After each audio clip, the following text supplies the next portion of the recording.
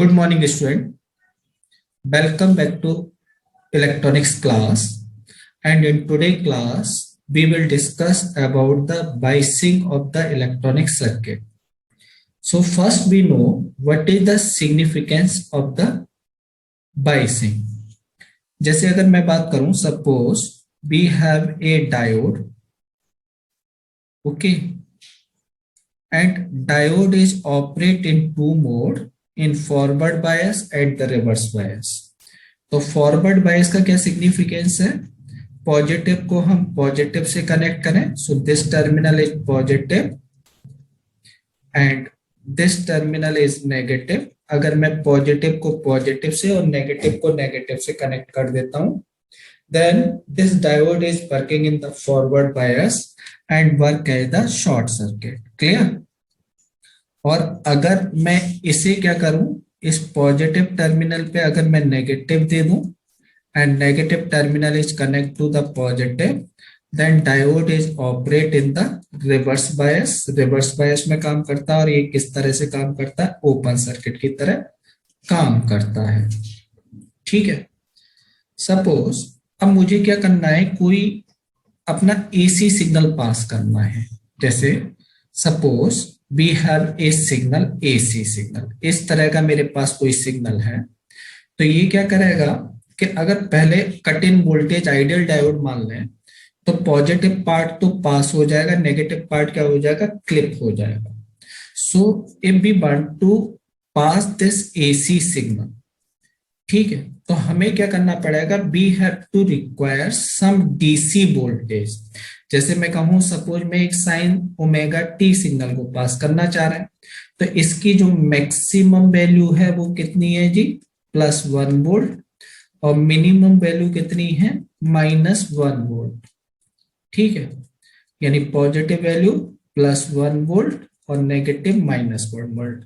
तो पॉजिटिव तो मेरा पास हो जाएगा, but this negative part is the clip. अगर मैं क्या करूं, इसकी जगह अगर मैं 2 sin ओमेगा टी एक सिग्नल ले लूं, तो इसकी जो मैक्सिमम वैल्यू होगी वो क्या रहेगी? 3. और मिनिमम वैल्यू कितनी रहेगी? +1. तो फॉर द होल ड्यूरेशन इस सिग्नल की वैल्यू हमेशा पॉजिटिव रहेगी और सिग्नल पास हो जाएगा. तो this signal has two value, one is DC value and second one is the AC value. तो मुझे जब इस सिग्नल को पास करना है तो हमें क्या करना पड़ेगा? कुछ ना कुछ एक डीसी वैल्यू देनी पड़ेगी. तो यहां पे हम डेफिनेशन दे रहे हैं क्या? To amplify the weak signal. Weak signal मतलब एसी सिग्नल जिसे मुझे एम्पलीफाई करना है. To amplify the weak signal we always require level the DC voltage, यानी एक डीसी वोल्टेज का लेवल मुझे चाहिए that is given to the electronic circuit, जो एक इलेक्ट्रॉनिक सर्किट को दिया जाएगा, so that weak signal can be pass without attenuation. सो बिना एट्यूनेशन के मेरे सिग्नल को पास हो सके. तो सिंपल, क्योंकि हम ट्रांजिस्टर की बात कर रहे हैं तो ध्यान रखना है. जैसे यहां मैंने एक एनपीएन ट्रांजिस्टर दिखा के चल रहा है. So this is my base terminal, this is my collector terminal and this is my emitter terminal. तो यहाँ पे जो सिग्नल होगा it is a combination of DC plus AC. तो रिप्रेजेंटेशन कैसे करना है? तो जब भी मैं यहाँ करंट दिखाऊंगा, एक कैपिटल में, जैसे मैंने ये I लिखा और सबस्क्रिप्ट में भी कैपिटल में लिख रहा हूँ IB. तो अगर आप कैपिटल में नोटेशन और सब्सक्रिप्ट में भी कैपिटल लिख रहे हैं, it's mean this is my DC value. और जब एसी वैल्यू को हम रिप्रेजेंट करेंगे तो रिप्रेजेंटेशन स्मॉल और सब्सक्रिप्ट में भी आप स्मॉल लिखेंगे. सो this is represent my AC value. तो आईबी प्लस आईबी, ऐसे ही जब आउटपुट करंट अगर मुझे दिखाना है तो ऐसे ये capital IC plus small IC ऐसे करके हम ये दिखाएंगे. तो ये कैपिटल वैल्यू है, यानी this value is representing my DC value. यानी मैं एक डीसी वैल्यू कितनी दूं या बाइसिंग में अपने सर्किट की कितने रखूं जिससे कि ये मेरा एसी सिग्नल बिना एट्यूनेशन के पास हो सके, that is known as biasing of the circuit. एक तरह से. ठीक है. तो डिटेल में जाने से पहले या बाइसिंग से पहले first we have to know, मुझे जानना है या हम डिस्कस करेंगे the input and output characteristic of the common circuit, common emitter circuit किस तरह से हम बनाते हैं। The how we draw the DC load line, किस तरह से ड्रॉ करते हैं। Third we discuss about the operating point. ठीक है, so here first we discuss about the common emitter circuit. हम कॉमन एमीटर सर्किट की क्यों बात कर रहे हैं, क्योंकि एम्पलीफायर में हम जब भी बात करेंगे तो we always talk about the common emitter bias circuit, और रीजन की अगर बात करें तो we always use in the active region. ठीक है, एक्टिव रीजन का सिग्निफिकेंस क्या है कि जब भी मेरे पास कोई भी ट्रांजिस्टर है, suppose this is my PNP transistor, so it has the two region, this is my पहले first emitter base and collector, तो मेरे पास दो जंक्शन बनेंगे, this is my emitter base junction, और सेकेंड जंक्शन बनेगा that is the collector base junction. तो अगर एक्टिव रीजन है मतलब मैं एमीटर बेस जंक्शन को फॉरवर्ड बायस करूं और कलेक्टर बेस जंक्शन को मैं क्या करूं, रिवर्स बायस करूं, this is the active reason. Saturation, जैसे हमने कहा है सैचुरेशन में हमें क्या करना है, इन सैचुरेशन रीजन बोथ जंक्शन कैसे होंगे जी, मेरे फॉरवर्ड बायस होंगे, और कट ऑफ रीजन की बात करेंगे तो दोनों ही रीजन कैसे होंगे, मेरे रिवर्स बायस। जबकि एक्टिव रीजन में एमीटर बेस जंक्शन जो होगा दिस इज फॉरवर्ड बायस, और कलेक्टर बेस जंक्शन जब भी बात करेंगे that is always the reverse बायस। इस तरह से मैं यूज करूंगा। तो कॉमन एमीटर कॉन्फ़िगरेशन का क्या मतलब है, because transistor is an 3 terminal device, transistor मेरी 3 टर्मिनल डिवाइस है, तो मुझे इनपुट अप्लाई करना है या आउटपुट करना है तो we always require the 2 terminal. तो हम क्या करना है, 1 टर्मिनल इज कॉमन। तो यहां जैसा हमने एमीटर यानी ये एमीटर टर्मिनल को हमने क्या किया, कॉमन, यानी सप्लाई जो दे रहे हैं, सप्लाई जो हम अप्लाई कर रहे हैं, supply is apply between base and the emitter, और आउटपुट जो ले रहे हैं हम, output is always take between collector and the ammeter. So therefore this is my common ammeter configuration. So common ammeter का significance क्या है, हमने इस पर डिस्कस किया। Now we have to know about the input output characteristics of the common ammeter configuration, क्योंकि हम common ammeter की बात कर रहे हैं तो कॉमन एमीटर कॉन्फ़िगरेशन में हमारी कैरेक्टरिस्टिक्स किस तरह से होती हैं हम इस पर बात करेंगे। इंपॉर्टेंट ये ध्यान रखना है, in transistor input current and output voltage are independent variable, यानी जब भी हम ट्रांजिस्टर की बात करेंगे तो इनपुट करंट हमारी इंडिपेंडेंट वेरिएबल होगी और आउटपुट वोल्टेज इंडिपेंडेंट वेरिएबल होगा। जैसे हमने यहां ट्रांजिस्टर की बात की पहले, तो ट्रांजिस्टर में कॉमन एमीटर कॉन्फ़िगरेशन में ध्यान देना, यहां तो इनपुट करंट कौन सी है, IB, इनपुट वोल्टेज कौन सा कहलाएगा, BBE, बेस एमीटर पे this is my input, output current हम कौन सी दिखा के चलेंगे, दैट इज IC, और आउटपुट वोल्टेज हम कौन सा दिखा के चलेंगे, BCE। ठीक है, तो input current IB, base emitter के बेस में क्या वोल्टेज मिल रहा है, that is BBE, output BCE and output current is ICE। ठीक है, तो 4 टर्म मेरी टोटल निकल के आई, IB and BBE, input current, input voltage, this is input, और आउटपुट जो आई that is output current IC and output current is BCE। तो हमने क्या कहा है, input current and output voltage are the independent variable, और डिपेंडेंट जो होगा वो क्या होगा, output current and input voltage are the dependent variable. ठीक है, तो हमें ध्यान रखना है in transistor input current and output voltage is always independent variable. तो जब भी इनपुट आउटपुट कैरेक्टरिस्टिक्स की बात करेंगे तो पहले हम आउटपुट कैरेक्टरिस्टिक्स की बात कर रहे हैं, तो आउटपुट कैरेक्टरिस्टिक्स मेरी किस किस के बीच में ड्रॉ होनी है? Output current and output voltage, ठीक है, आईसी और बीसी के बीच में ड्रॉ होंगी। बट क्योंकि हमने कहा कि इनपुट करंट भी का फंक्शन होती है, so this is always drawn as a function of IV, ठीक है। तो इंपॉर्टेंट है, whenever we draw the output characteristics it is drawn between IC and BC, output current and output voltage, and this always drawn as the function of IV, ठीक है। तो ये ivy की different value के लिए हमने ये draw की है। तो एक सिंपल आईसी जो होता है यानी output current in common emitter, this is approximately equivalent to the beta IV, where value of beta is lying between 50 to 200, ठीक है। तो जैसे जैसे यहां देखना कैरेक्टरिस्टिक्स में, हम यहाँ मिली आई बी जो वैल्यू है माइक्रो एम्पियर में लेके चल रहे हैं, जबकि आईसी करंट की वैल्यू मिली एम्पियर है, क्योंकि बीटा की वैल्यू कितनी है मेरी 50 से 200 के बीच में है।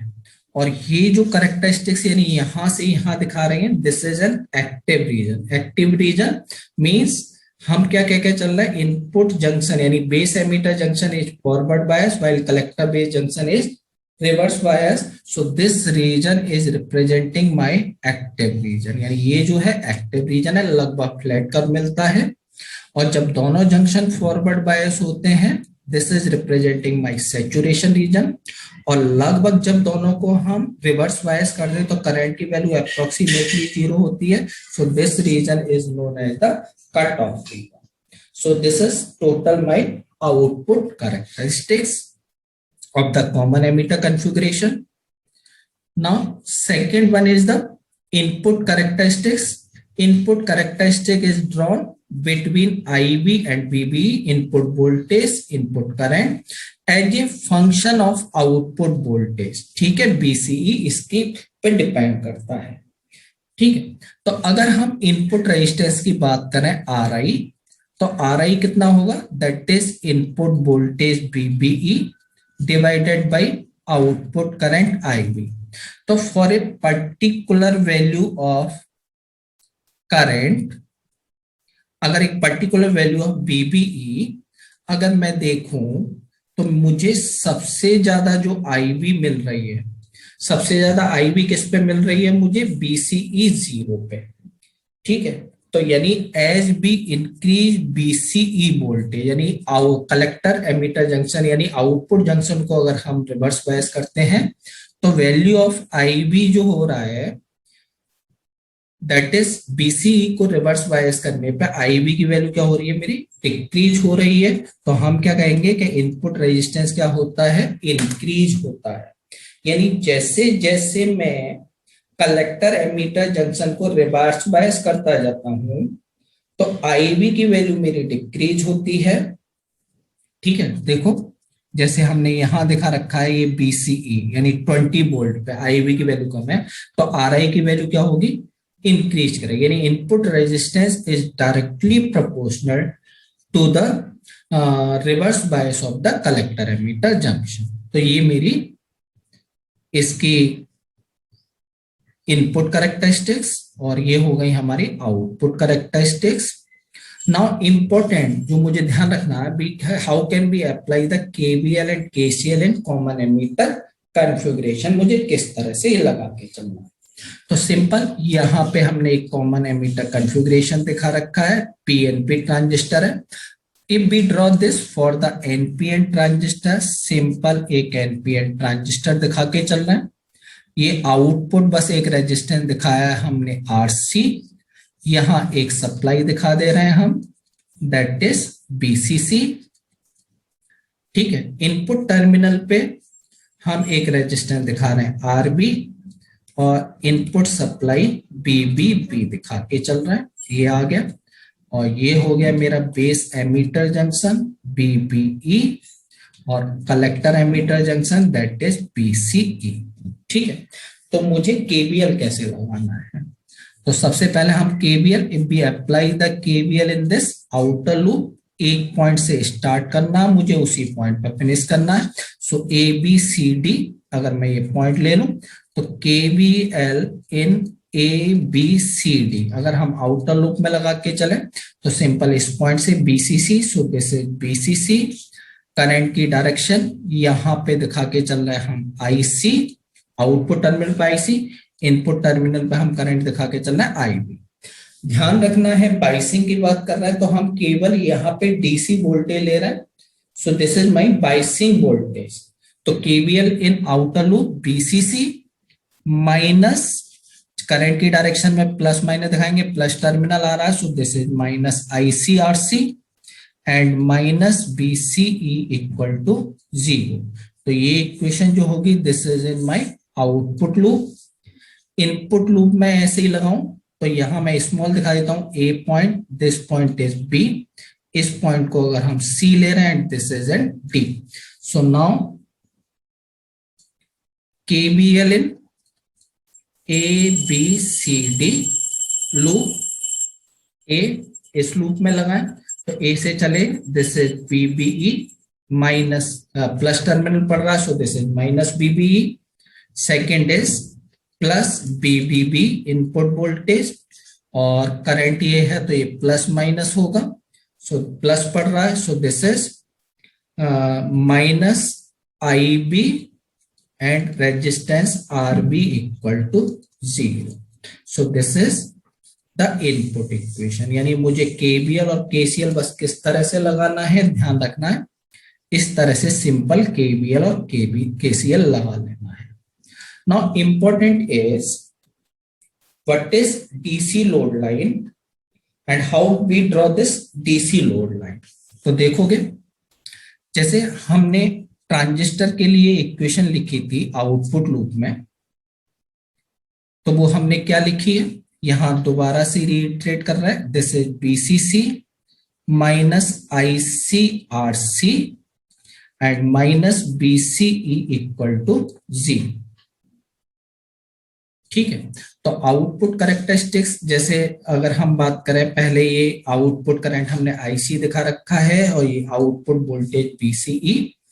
तो इस इक्वेशन के लिए अगर बात करें हम, ठीक है, तो अगर if we talk on the Y axis, इस बाई एक्सिस पे बात करें तो यहां पे वोल्टेज बीसीई की वैल्यू क्या होगी 0। सो फॉर सिंपल हम लेके चल रहे हैं फॉर बाई एक्सिस पे क्या होगा जी, in Y axis value of VCE equal to 0। तो maximum value of current IC जो मिलेगी this is the VCC upon RC. तो यहां जो हमने दिखा रखा है this is BCC upon RC, यानी मैक्सिमम पॉइंट हमारा ये आ गया। वाइल ऑन एक्स एक्सिस, जबकि अगर हम एक्स एक्सिस पे बात करें तो ऑन एक्स एक्सिस हमारे किसकी वैल्यू 0 होगी, the value of current IC equal to 0। IC equal to 0 यहां रखना है तो BCE this is equivalent to the BCC. तो ये जो सेकेंड पॉइंट है this is BCC upon RC, और जब हम इन पॉइंट को मिला दें this point is known as the DC load line, यानी ये जो है this is known as the DC load line.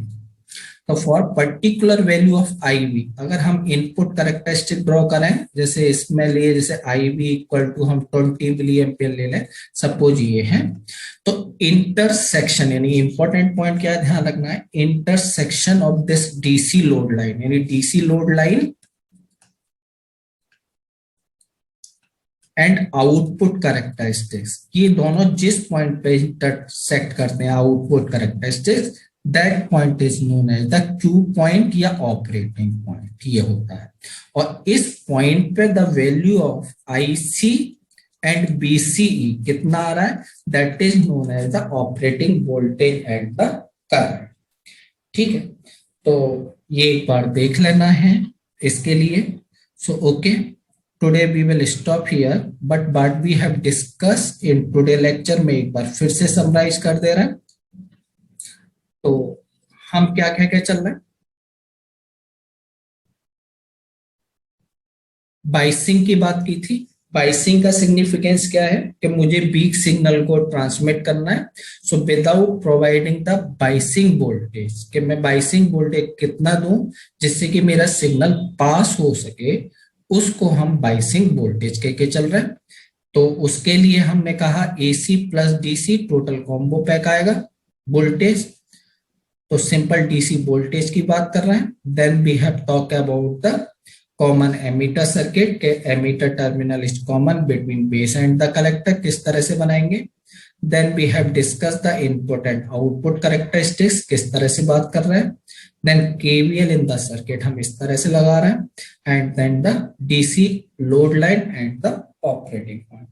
Okay, today we will stop here, and in next lecture we will start the different method for the biasing. Okay, thank you.